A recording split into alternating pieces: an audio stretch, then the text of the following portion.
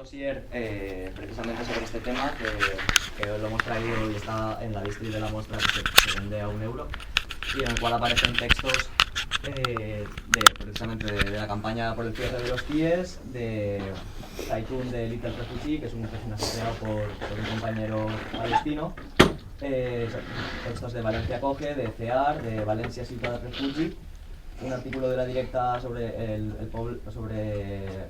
poble romaní en el Cabanyal, un artículo sobre la valla de Melilla y luego sobre la Fortaleza Europa, sobre el sindicato de vendedores ambulantes que hay en Cataluña y luego pues una serie de datos y cifras. O sea, es un dossier bastante completo que analiza pues todo el panorama de lucha contra el racismo institucional y de apoyo a los migrantes, ¿no? Y luego también se han ofrecido a comentar un ejemplo de autoorganización sobre este tema, unas compañeras griegas que traen el ejemplo de dos centros sociales ocupados que hay, uno en la isla de Lesbos y otro en Atenas, que están acogiendo a refugiados. Sí.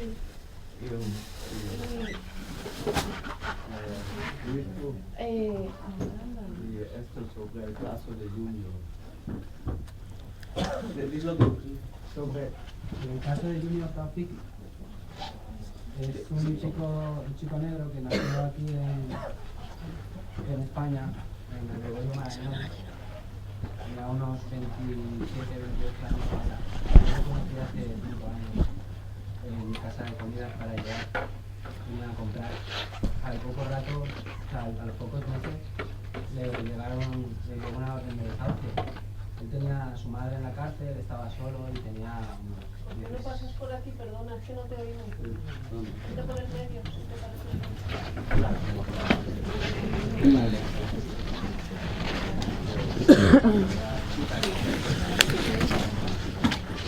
Vale. Pues eso, sintetizando, ¿no? Junior no era un niño modelo tampoco. Lo que pasa es que cuando uno está sin padre y su madre es extranjera con pocos recursos y no tiene la información adecuada, pues pueden ocurrir cosas como esta. El chiquillo nunca tuvo la identificación española y cuando se sacó la ley de vagos y maleantes sobre el 2002, sacada por el PP, entraba dentro de esas personas que si era nacida en España y no tenía documentación, se le denominaba de la nacionalidad de sus padres. Cuando intentó conseguir DNI fue cuando el chiquillo pues intentó alquilarse una casa para poder vivir con su novia y no se lo daban. Una noche de fiesta con sus amigos le encontraron con droga y el chiquillo salió corriendo.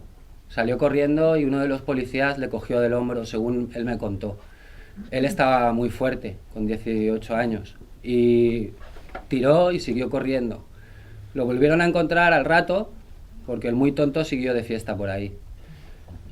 Y lo siguiente es que se le acumularon 4 delitos más a su haber por esa noche y fue considerado peligro para la salud pública. Un niño que había nacido en España. Y fue 2 años y pico a la cárcel, cumplió con su delito y después se lo llevaron al CIE de Aluche. Del CIE de Aluche se lo llevaron a Mali y luego a su país de origen, supuestamente, Nigeria. El caso a mí me abrió mucho los ojos porque me dijo lo rápido que iba el sistema cuando una persona no es aceptada dentro. Luego me di cuenta de que se gastan millones y millones y millones de euros solo para llevarse a las personas estas a su país de vuelta, cuando se podrían gastar esos millones de euros en hacer una vida más, por lo menos, más fácil a los que ya están aquí. Y nada, el caso de Junior, a mí me gustaría ponerlo, digamos, como ejemplo de la inhumanidad de este sistema, ¿no? El chiquillo a mí me contó de que cuando estaba en el avión con los militares, uno le dijo: ahora se están haciendo las cosas bien en este país. Una de las conclusiones que llego es que los policías se han convertido en jueces, porque si ahora ven a un negro robar y le ponen 3 delitos más, y lo ven robar la semana que viene y le ponen 6 delitos más, ese negro en cuestión de meses ha sido devuelto a su país. Lo que no puede ser es que el sistema de extranjería lo lleven los policías, porque los policías de este país todos sabemos que los que se apuntan es porque quieren pegar, porque quieren llevar a cabo su ley. Y en fin, esto es lo que había venido a contar, más o menos sintetizado en unos momentos. Si queréis continuar con alguna otra cosa. Sí, iba a comentar algo. Deja. Vamos a hacer el 5 de mayo una receta a la horca que es para las ocupas y las estructuras autogestionadas a Grecia y cómo presentar cómo es la situación ahora en Grecia porque es muy fuerte y los beneficios van a las ocupas a Grecia también porque hay muy grande necesidad por este. Y voy a leer poco aquí un texto para presentar poco que vamos a hacer y que es en Grecia. Es poco difícil por mí en español, es porque leerlo para entender vosotros mejor. Después del acuerdo de Europa con Turquía, la frontera en este momento está cerrada para todos los refugiados. En Grecia ahora mismo están atrapados miles de refugiados sin saber dónde ir, cuándo ir y con el riesgo de la detención en cualquier momento lugares o deportados a Turquía. El gobierno de izquierda, de Syriza, que siempre obedece a todas las órdenes de Europa, ha puesto en marcha nuevos campos para inmigrantes, cárceles de inmigrantes, y al mismo tiempo ha vuelto a poner en marcha los viejos. Cuanto antes de las elecciones dijo que va a cerrar todos los cárceles para los inmigrantes. El gobierno empezó a cerrar en Lesbos las organizaciones no gubernamentales, empezó a entrar en las estructuras y detener a los refugiados. Este mismo gobierno de izquierda transformó el centro de registro de refugiados a Lesbos, a Moria, a una cárcel también, donde las personas duermen apiladas como sacos en el frío sin protección. En el puerto de Atenas, Pireo, en este momento hay muchos refugiados y el puerto se transforma como un pequeño campo. Hay muchas personas solidarias y voluntarias como médicos, abogados y personas que ayudan de cualquier manera. Pero ahora, con el acuerdo de Europa-Turquía, con la Pascua ortodoxa también que va a estar a Grecia, el gobierno griego va a echar a los refugiados del puerto y mandarlos o a cárceles a Grecia o a cárceles a Turquía. En Grecia en este momento se activan muchos proyectos autoorganizados que nacieron de la crisis de refugiados desde verano más o menos, tales como ocupaciones, asambleas, grupos y estructuras autogestionadas. En septiembre de 2015 a Atenas, cuando miles de refugiados al día llegaban a Grecia, un grupo de anarquistas ocupaba un edificio público en Atenas, a Exarchia. El nombre del edificio es Notara 26 porque es la dirección del calle. Este edificio en 7 meses ha recibido más de 3.500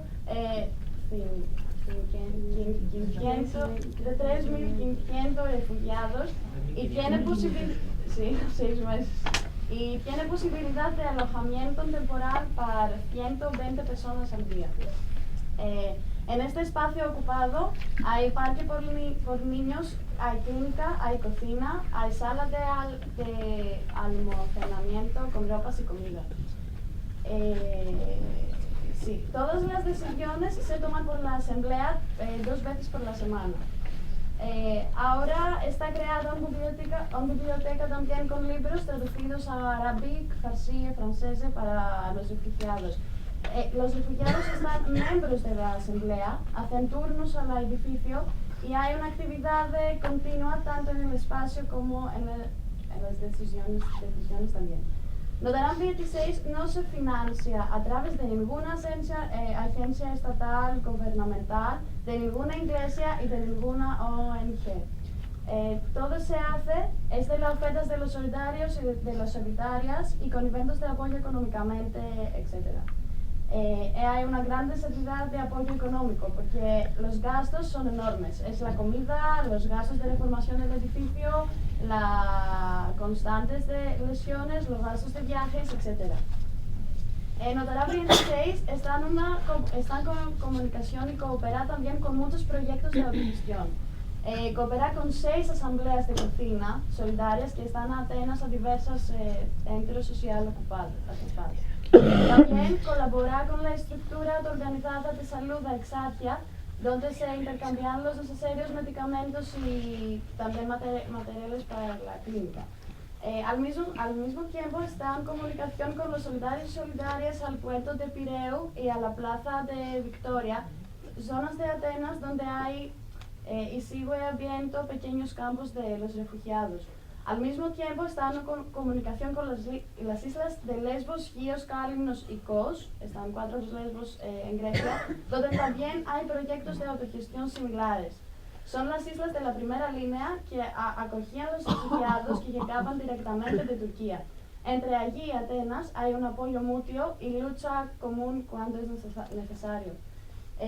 Notara 26, el fin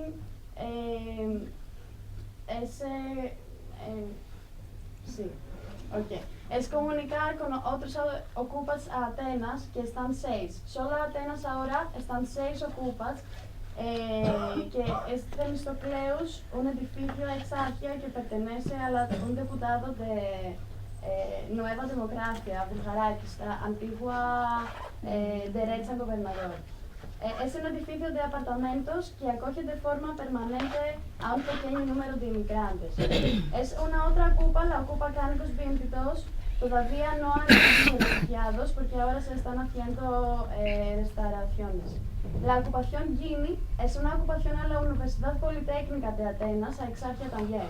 Actualmente se acogen muchos refugiados en el interior del edificio con camas en tiendas de campaña también.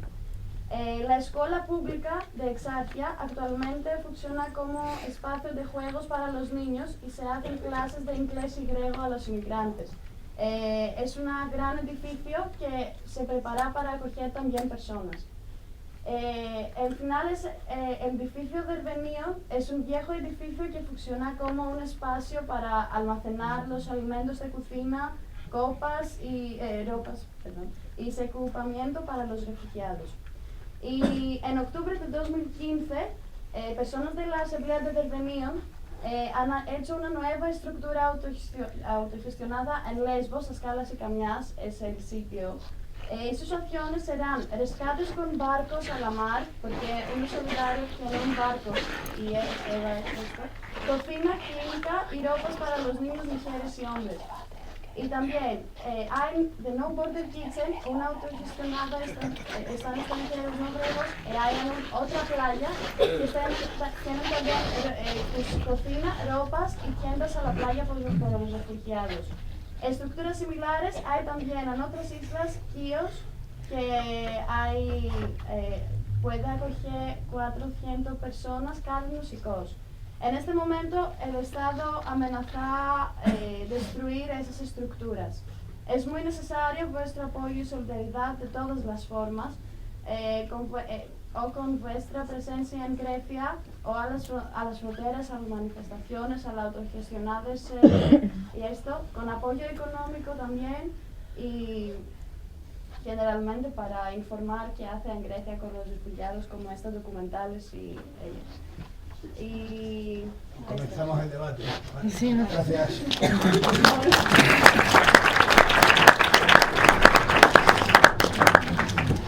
Bueno, el 5 de mayo podéis ampliar información sobre este tema en el museo Adorno. ¿No?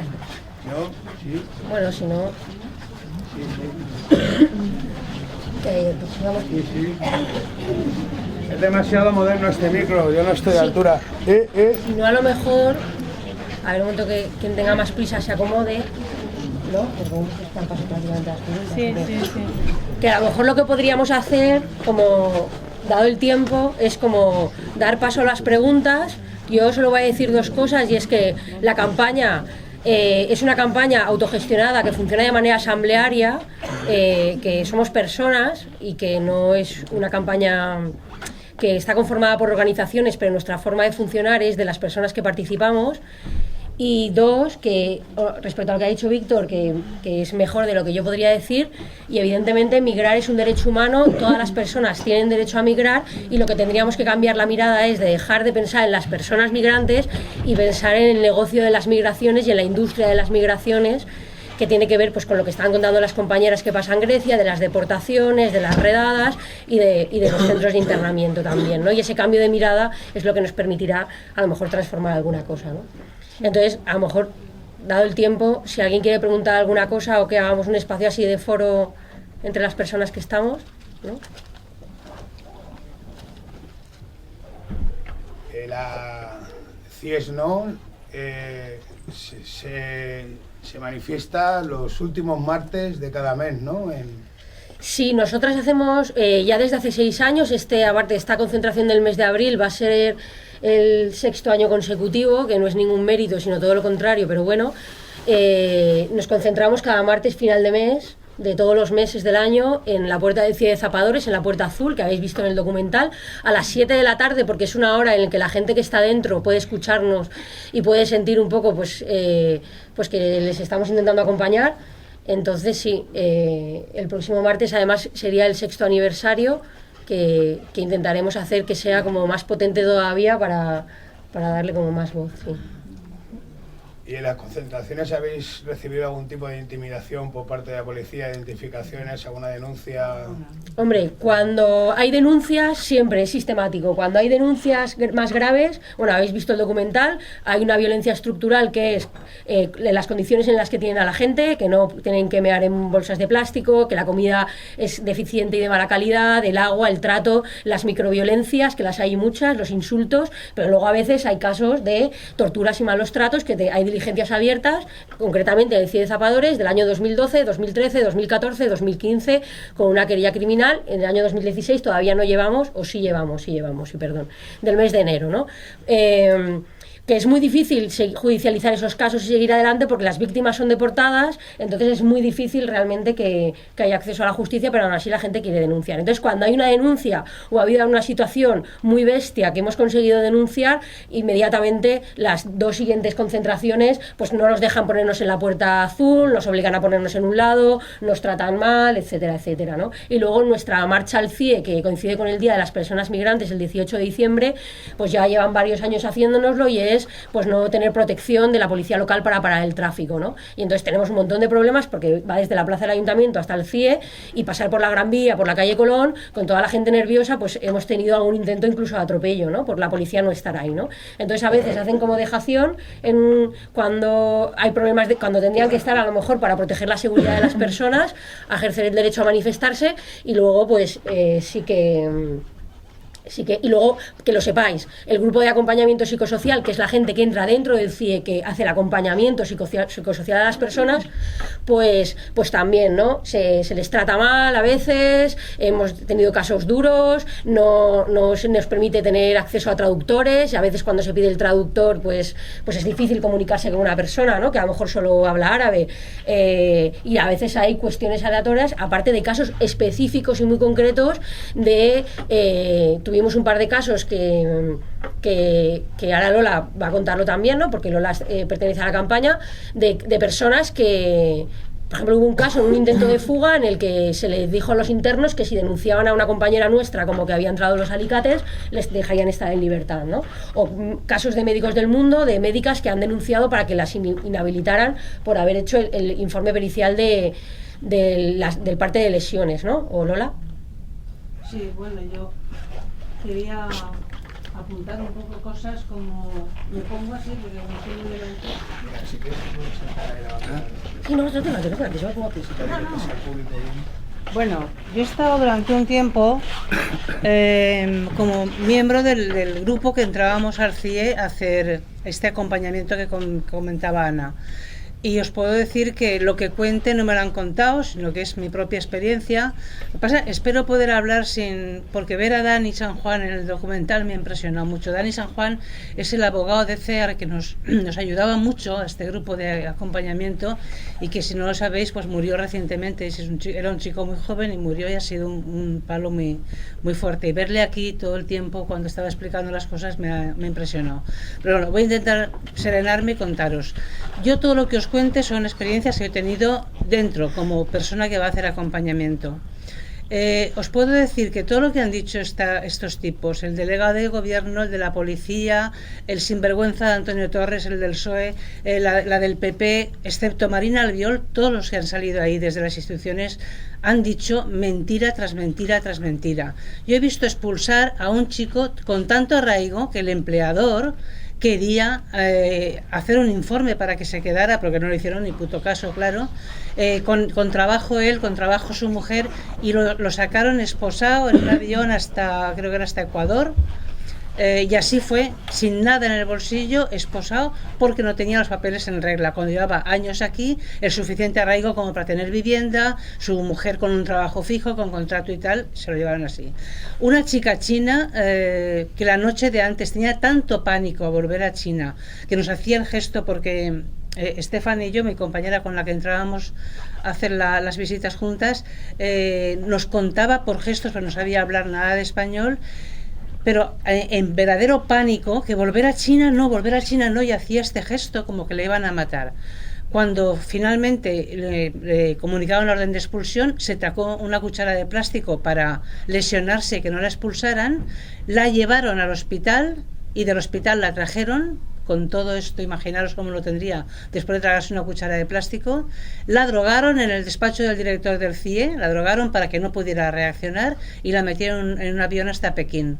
Era una mujer que pesaba 40 y pocos kilos, alta, o sea que estaba de una fragilidad extrema, y en esas condiciones se fue a Pekín. Ni siquiera sé si sobreviviría unos días después del viaje. Sé que llegó directamente porque su amiga con la que yo tenía el teléfono de contacto me lo contó, del aeropuerto directamente al hospital.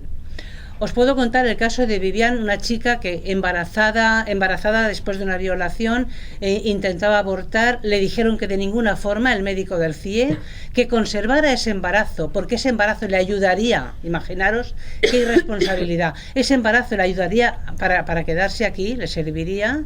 Y cuando finalmente, después de mucho trabajo y muchas gestiones, sobre todo por parte de Estefan y mi compañera, para que consiguiera abortar, que era una niña que no iba a poder hacerse cargo de su hijo y que además era fruto de una violación, el médico, después de haberla atendido 1000 veces en la consulta, no había detectado que tenía una anemia ferropénica, por la cual casi muere en la mesa de operaciones. Menos mal que el ginecólogo que le iba a hacer el aborto dijo: esta chica no puede abortar porque está con tal anemia que se podía quedar en la mesa. Y el médico, que empleó todo su tiempo en convencerla de que no abortara, no fue capaz de detectar. Lo digo porque cuando estos tipos dicen que hay una atención médica fabulosa, es absolutamente mentira. Por otra parte, el tema de los intérpretes que decía Ana, ¿cómo se va a entender una persona con un médico si es incapaz de comunicarse en el mismo idioma, si no le ponen un intérprete al lado?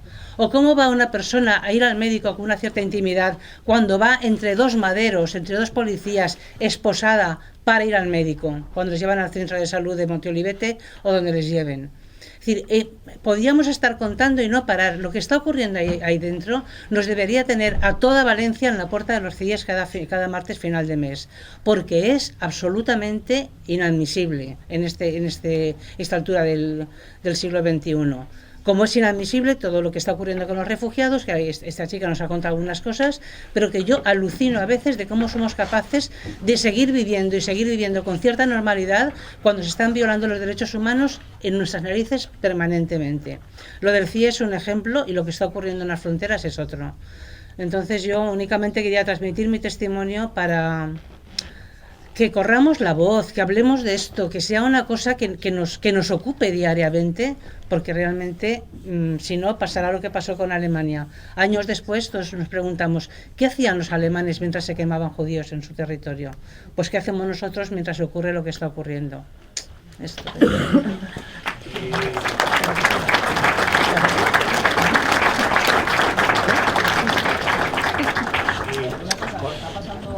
un bote, ¿vale? Para las aportaciones. Porque bueno, habéis visto que vais a entrar al cine sin pagar, es algo... No, yo creo que sí que han aportado. Ya lo he comentado al principio, Luis. Escucha, iba a hacer una preguntita. ¿Qué te iba a decir? Nada, vamos a pagarle a Senagor un alquiler por la sala, entonces toda aportación será bienvenida. Creo que ya han hecho la aportación al principio. Deja que siga el debate, porfa, Luis. Escucha, ¿conoces de otros CIES? Bueno, pero quien quiera que la haga otra vez un poquito, ¿no? Para apoyar a la muestra ahí, que es necesario para que se pueda hacer. Sí, pero estamos en el debate, ¿no? Sí. Quería preguntar si conoces que ocurra esto, que ocurre los CIES, por lo menos en el de Zapadores. ¿Conoces de otros casos en Europa que también, por parte de trabajadoras sociales como tú, que también ocurra lo mismo? Bueno, sí, solo un matiz, yo no soy trabajadora social. Las personas que hacemos un trabajo... Porque es que... No, me refiero a Lola. Lola tampoco. No, yo soy psicóloga, pero mi función en el CIE no era como psicóloga, era como voluntaria de una organización para entrar a hacer acompañamiento con los presos y presas, pero no en calidad de psicóloga. Lo que pasa es que no te olvidas de tus recursos o tu preparación cuando entras, pero no iba como tal. Pero ocurre en otros lugares de Europa también, en otros CIES. Sí, bueno, centros de internamiento en territorios europeos hay como 270 y en países periféricos llega a casi 400, ¿no? Tenemos que imaginar en todo el norte del Magreb, en esta política de la Unión Europea de externalización de las fronteras, que es en cierta manera herencia de su espíritu colonial, ¿no? De dominio de otros territorios, de otras personas, de otros sujetos a los cuales se les excluye.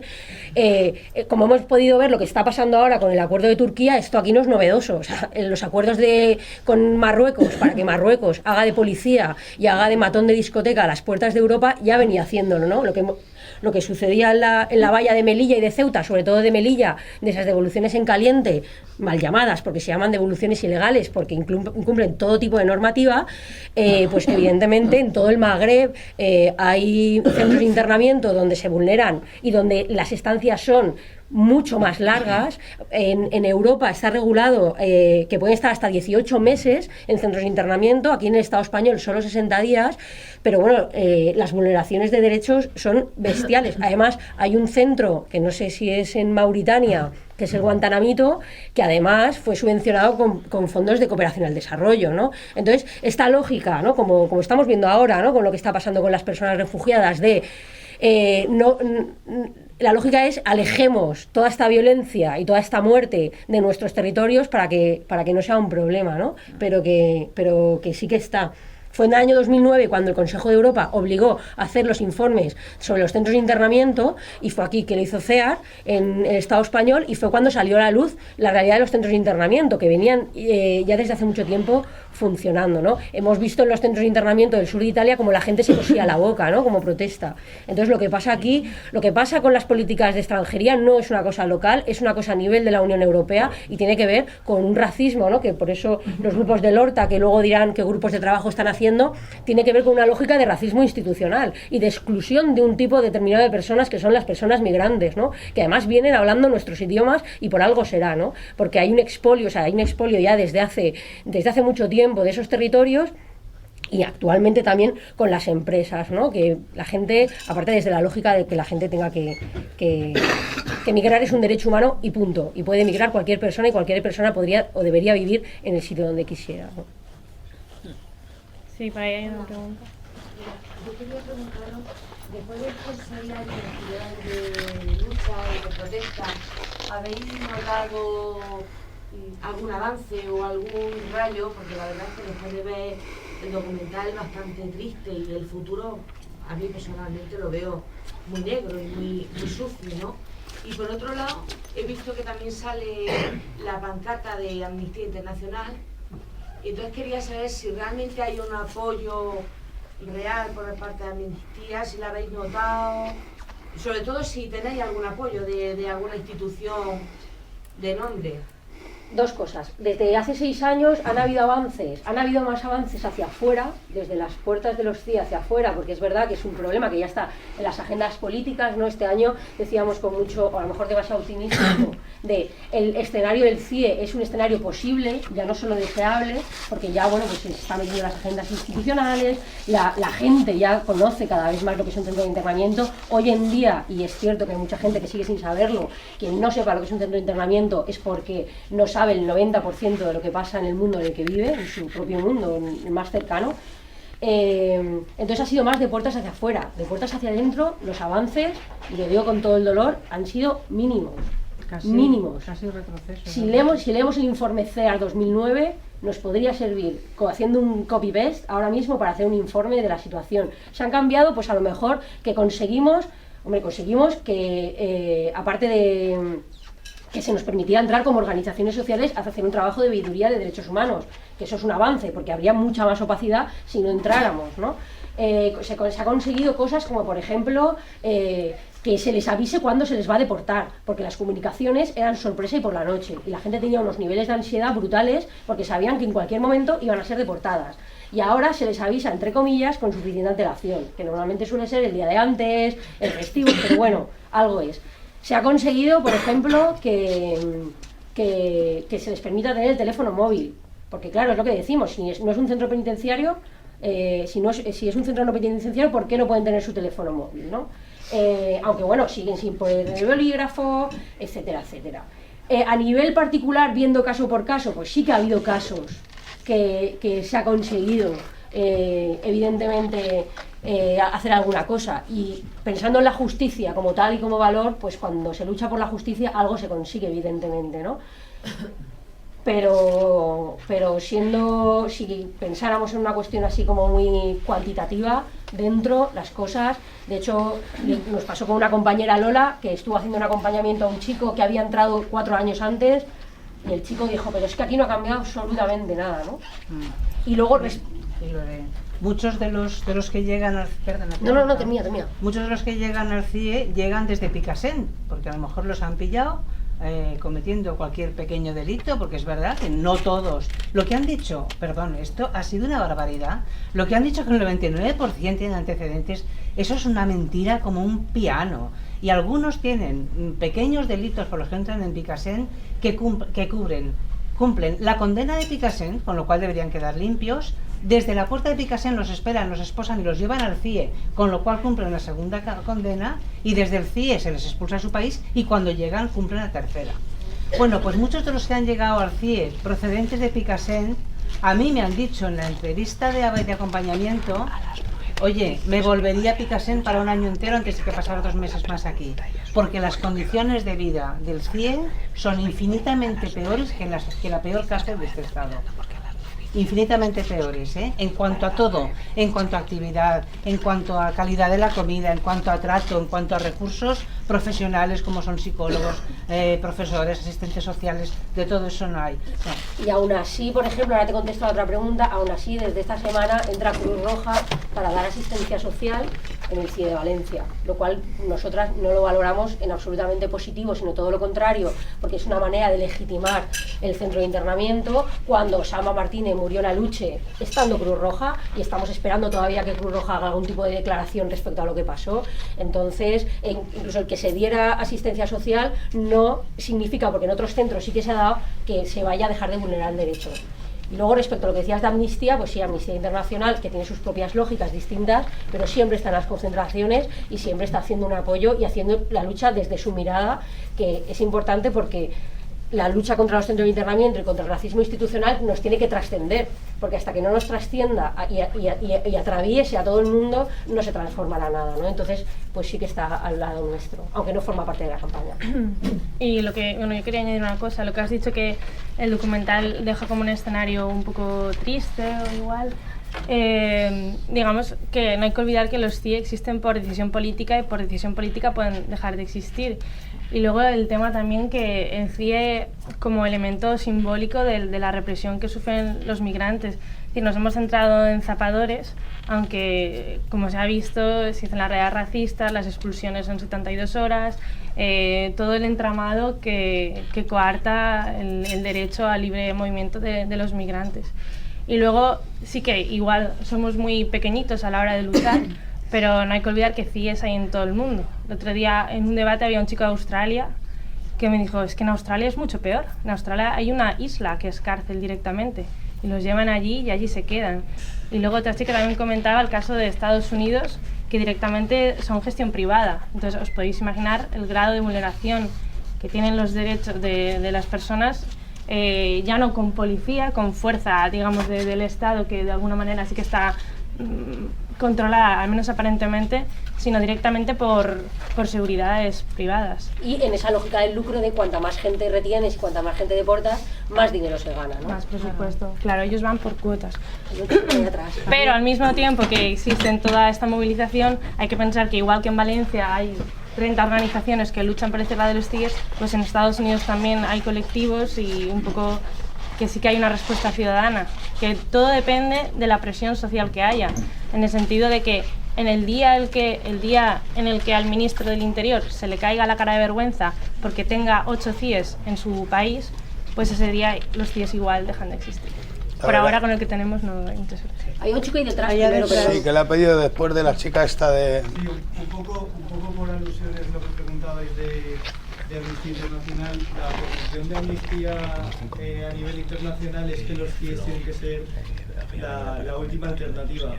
En Amnistía Internacional Valencia sí que se ha posicionado muy claramente en contra de los CIEs. Pero también, aprovechando que estamos aquí, pues, si hay algún socio social de Amnistía o alguien que colabore y demás, también sería bien que presione o que nos ayude a presionar a los que estamos dentro, a presionarnos a nosotros mismos para que a nivel europeo o a nivel internacional se cambie en el sentido de que se pida el cierre de los CIEs. Entonces también nos ayudamos unos a otros porque es una problemática que en otros países de Europa o en las altas esferas es absolutamente desconocido.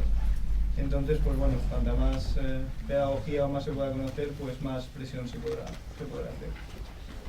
¿Te puedo contestar un poco a eso?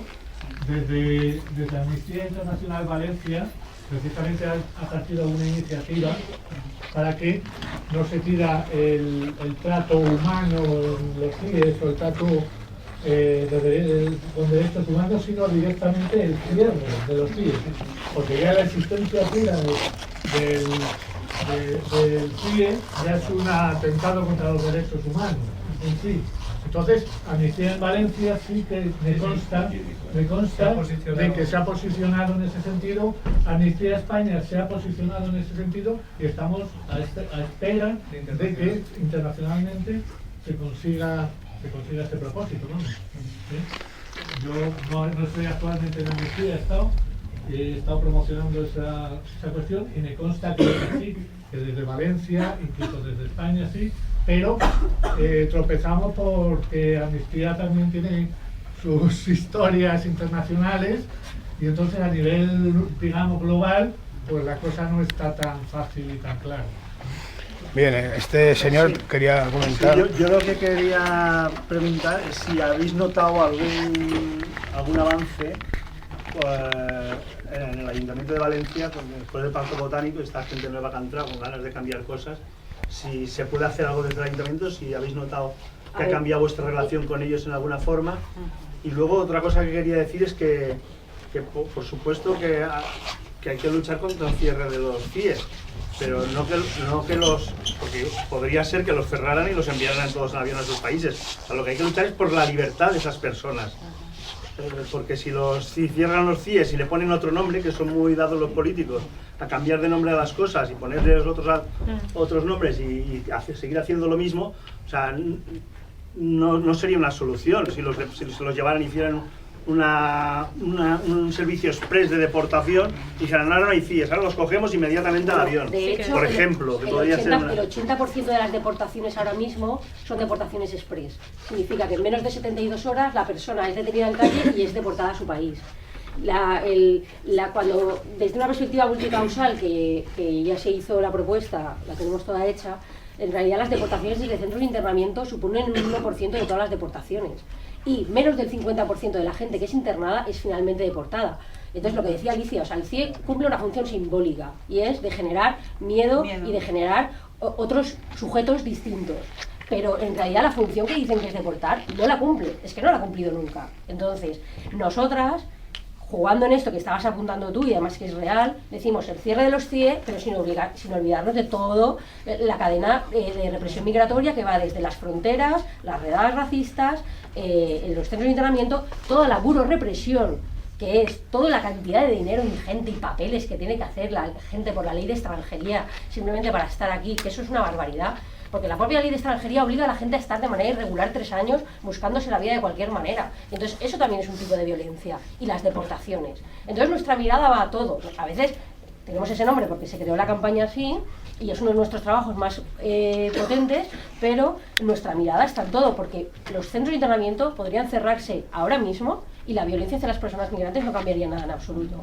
Es más, ahora mismo una de las cosas que estamos intentando ver, que por eso lo de los grupos de trabajo del Horta nos parece también muy interesante, es cómo generar mecanismos de solidaridad, no solo a través de denunciar las redadas racistas, sino también las deportaciones express, porque la gente está desapareciendo. O sea, la gente desaparece de los barrios. Nuestros vecinos y nuestras vecinas migrantes, de repente, un día han desaparecido y al día siguiente están en Sao Paulo o están en Dakar. Entonces, tenemos que ver, y aparte hay una vulneración ya brutal porque les meten en una comisaría y la comisaría les mandan para allá, muchas veces sin poder contactar con su abogado o su abogada, sin poder ver cómo está su procedimiento, ¿no? Entonces, la situación, estamos ahí. Porque es como pasó con las redadas racistas, es decir, cuando tú luchas contra un mecanismo de represión y empiezas a visibilizarlo y empiezas a ganar la batalla, claro, el Estado evidentemente tiene muchísima fuerza, cambian los métodos. Ahora las redadas racistas ya no se hacen macrodispositivos que tú ves perfectamente que hay una persona que está siendo detenida. Ahora las redadas se hacen muchas veces con control de policía local de tráfico. Con los secretas en petit comité, de tal manera que no puede haber una respuesta ciudadana de solidaridad. O los vuelos de deportación, como estaba diciendo Lola. Los vuelos de deportación se hacen de dos tipos. En vuelos comerciales, ¿qué pasa en un vuelo comercial? Pues que la gente podía generar mecanismos de solidaridad y resistencia, porque tú en un vuelo ves que una persona está embridada, te levantas y dices, mira, yo no vuelo así. Y si el piloto o la piloto, que es la persona que en última instancia es quien decide no volar, como hace poco pasó con Air Maroc, que un piloto dijo yo no llevo a gente embridada en mi avión, pues esa persona no era deportada. En cambio, desde el año 2012 detectamos que había unos vuelos macro que este decía que no, el fulano decía no hay vuelos a la carta. Entonces, estos vuelos macro es con un convenio, este año ha cambiado, hasta este año ha sido con Air Europa y Swissair, por 11 millones de euros anuales, según el cual cada X tiempo hay un vuelo macro que va con un destino, por ejemplo Nigeria o Ecuador o Colombia. Entonces, ¿qué pasa? Que como tienen un vuelo lleno que va directo a Colombia, ya las redadas no solo son por perfil étnico, sino son por nacionalidad. Y a la gente la llaman y le dicen, oye, vente a extranjería, o van a sus domicilios, como está pasando hace poco en Asturias, fueron a los domicilios de la gente a buscarles, porque necesitan llenar esos aviones, y hay unas declaraciones incluso de la policía que salieron en las noticias diciendo, hombre, claro, es que los aviones habrá que llenarlos, ¿no? Entonces, me pareció en la noticia de que se gastaban 3.000 millones anuales. Claro, es que cada vuelo hay, por cada deportado, 2 policías. Que además esos policías cobran un pastón para hacer ese trabajo. Muchos, me acuerdo uno, fue en el 2330, en el documental. En otro documental un policía decía, bueno, es que nos pagan una pasta. Entonces, este trabajo es volver 2 policías por cada deportado, y eso se hace, pero no uno ni tiempo dos. Sí que sacamos alertas porque hay un grupo de vuelo en la campaña estatal que se trabaja específicamente para hacer relatos de deportación, para poder hacer una sistematización de la vulneración de derechos, y las alarmas, ¿no? Tenemos un sistema que hemos intentado detectar cuándo son probablemente esos vuelos para poder avisar a la gente. Entonces, si tú eres de Colombia y sabes que esta semana hay un vuelo a Colombia, evidentemente no, pues intentar tomar ciertas precauciones, entre comillas, porque no vas a dejar de vivir igual, ¿no? Y respecto a lo que decías de las instituciones, pues tanto Corts como en Corts salió en septiembre pasado una proposición no de ley para instar al gobierno a cerrar el CIE en un plazo inferior a 6 meses. Creo que de septiembre aquí ya han pasado más de 6 meses, pero bueno, como está el escenario a nivel nacional extraño, Y el Ayuntamiento de Valencia también presentó una moción para instar a cerrar el cierre y, lo que nos parecía a nosotros más importante, para impedir que la policía local colaborara en las redadas racistas con la Policía Nacional, ¿no? Entonces, esto está presentado, pero como está el escenario a nivel nacional, está todo así un poco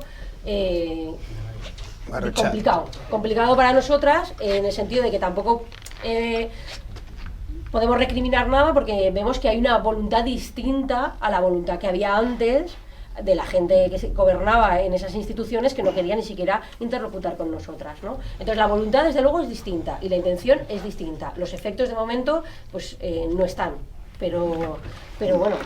Tenías tú algo que añadir, ¿no, Alicia? Bueno, se me ocurrió que al hilo del que estabas hablando, en el documental había un testimonio que al final cayó y no se incluyó, que es el de Gary Valdivia, que es un chico de Bolivia, que fue uno de los protagonistas de la huelga que hubo hace 2 años en el CIE, con motivo de una expulsión de gente de Mali. Había un grupo de gente de Mali que en aquella época estaba en conflicto, y entonces les expulsaron de manera así un poco por la noche, les engañaron, les dijeron que iban a ir con las ONGs. En plena Semana Santa, un domingo por la tarde, les dijeron esa misma noche que al día siguiente iban a ser deportados. Y entonces pues se inició una huelga y Gary fue una de las personas pues que consiguió que le entrevistaran en el diario.es, por ejemplo, y entonces le incluimos en el documento, bueno, al final no, pero en un principio sí que estaba, para ver un poco el efecto que tiene a todas las personas que son expulsadas. Tener en cuenta psicológicamente el drama que significa para ellos regresar igual sucios, regresar esposados, sin saber explicar por qué. Y entonces, bueno, pasó una cosa muy bonita, que se presentó el documental en Bolivia y ahí sí que se añadió el testimonio de Gary, y Gary fue al debate a contar su experiencia desde allí, desde La Paz. Y entonces él, contándolo como de manera muy normal, decía que había estado en contacto con gente que había participado en la huelga y que tenía varios compañeros, y comentó que al final uno se acabó tirando un puente. Un compañero suyo que hablaba todos los días con Skype no pudo soportar el hecho de no saber explicar a su familia por qué había vuelto y de aquella manera. Entonces, un poco pensar que la represión no acaba, primero no acaba en la Valla de Melilla, ni acaba en nuestras calles, que está el CIE, sino luego todas las consecuencias que tiene una expulsión, que además luego, según la ley europea, la de del retorno, tienen 5 años de prohibición para poder volver. Bueno, espera, alguna pregunta más queda, porque de aquí en breve vamos a ir acabando lo que es el debate. A las 9 habría que ir recogiendo. Si tenéis vosotras también algo más que comentar, hay unos compañeros Quería añadir que como ciudadanas y ciudadanos, como personas normales de la calle, podemos hacer cosas. Por ejemplo, si vemos que la policía está parando a una persona por su perfil étnico, por sus rasgos y tal, pues nos podemos acercar e incordiar un poco, decir qué es lo que está pasando, qué ha hecho este chico para que ustedes le detengan, tal. Es decir, que no dejemos que a nuestro lado la vida y estos dramas circulen como si nada, que nos impliquemos, que no se trata solamente de ir el último martes de mes a la puerta del CIE, que ojalá vengáis todos y todas, sino este tipo de cosas. O a la hora de contratar, te vas de vacaciones, te cae una lista de vuelos baratos, pues Air Europa o la compañía que en ese momento tenga el convenio con el Estado, no se coge ni un solo vuelo de esta gente. O si estás en el avión y ves que se está deportando a alguien, cuando dicen todos los pasajeros sentados, no te sientas, y el avión no puede despegar si tú no te sientas. Y dices, no me siento porque me niego a que volemos esta persona. Y lo que decía Ana, entonces el comandante, el jefe del vuelo, ¿cómo se llama? El piloto puede decidir que el vuelo no sale hasta que este chico no... Y luego hay otra cosa, pero bueno, no sé si grabarme con esto, que también podemos utilizar nuestros privilegios, ¿no? Como personas que tienen una ciudadanía, para ayudar a las personas, o bien, por ejemplo, a través de contratos de trabajo para que puedan acceder a regularizarse, o bien dando papeles de otra manera, ¿no? Como casándonos, otro tipo de cosas que evidentemente podemos correr cierto riesgo, que hay que hacerlo no se puede hacer de una manera pública, es un tipo de desobediencia que no se puede hacer de manera pública porque puede perjudicar a nosotras mismas y a las personas que ayudamos, pero intentar ser solidarias con nuestros vecinos y con nuestras vecinas migrantes de muchas maneras, ¿no? que las hay. Pues Luis, si quieres presentar lo de la campaña de la Horta, estás a tiempo. Hola. Hola. Ha pasado un papel para apuntarse. Sí, está ya. La cosa es que hemos organizado para un mes unas jornadas sobre exacto este tema, migración, racismo institucional, y muchas veces se queda al aire, está bien intercambiar informaciones, conocimientos, historias y informar. Pero en pensar sería guay de generar esas jornadas también algo más práctico. Y existe una lista de interesados ya y volem ampliarla per donar el más support posible. Y han propuesto algunas propuestas para grupos de trabajo para trabajar práctica el tema racismo institucional y antirracismo. Pero son propuestas que no son tan cat. Si a este día todos nos encontramos y a otras propuestas, otras ideas o cambios está posible. Pero a mí han lanzado las ideas de crear una campaña visual contra el racismo institucional, pero no el típico de es malo, más de nombrar los mecanismos del racismo institucional como las redadas, como secretas, como que en el día a día en la calle veos a veces, cuidado, así existen redadas racistas o así existe discriminación racista institucional o una campaña visual que puede crearse de este grupo. El otro es la elaboración de un guía de recursos independiente para personas migrantes en la ciudad de Valencia, que existen algunas páginas internacionales en inglés, francés, árabe, castellano, en diferentes lenguas, que volen venir a Europa de cualquier manera, también de manera nombrada irregular. Y hem donat conte, una de las más grandes páginas es w2eu.info, welcome to Europe.info. Y existen muchos países, muchas ciudades del Estado español, muchas informaciones sobre on poč como migrante, on poč trovar chuta, o que siga, pero Valencia está complet blanca en todiches.